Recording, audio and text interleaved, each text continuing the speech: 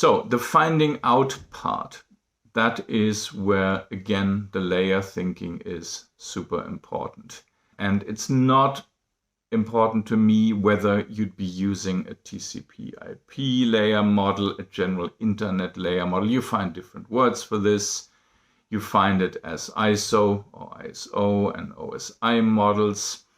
I don't care very much which precisely you use and what your preference is, but what is important is that in the model you choose, you always question yourself, okay, what am I looking at right now? What is the layer that I'm now exploring?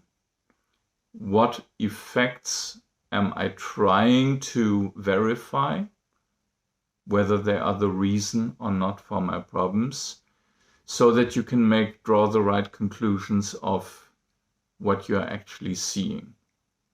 So the classical thing is the IT help desk and the user comes, say, the internet is broken. I can't get to that website. I can't get my mail. That kind of thing. So what the user here describes is typically an application layer problem saying my browser cannot get to a certain URL. And if you are a little bit experienced in how this web connectivity works, then you'll know that underneath is DNS that needs to work, general TCP/IP that needs to work. So we're not even down at the wireless layer here. We're not even down at the physical layer.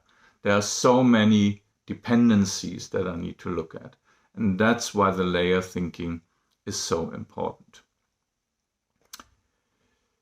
For each of these layers, there are tools that allow me to look at what's going on. On all layers, log files, of course, are important. Then going up in layers, so I'm starting looking at this list from the bottom up.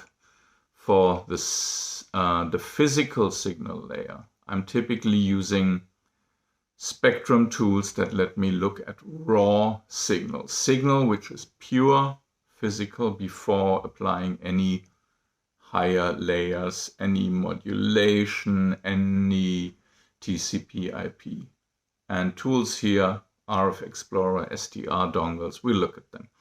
As we go a little bit higher up, including layer 2, where the Wi-Fi MAC address specification lives, we'll have tools like AirView, WiSpy, Spec tools. So these are a mix. They're looking at physical signal, but they're also looking at SSIDs, channels. So these are entities of the Wi-Fi layer 2 specification.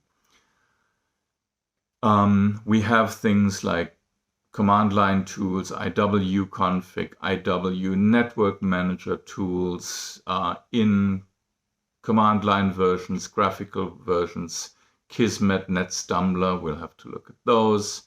And then moving up, TCP/IP, TCP dump, Wireshark, IPCalc, and classical tools for network monitoring, ping, traceroute, MTR, routing, ARP, and mapping, iPerf, all of these. So we went from the physical layer up to layers 3 and 4, TCP/IP.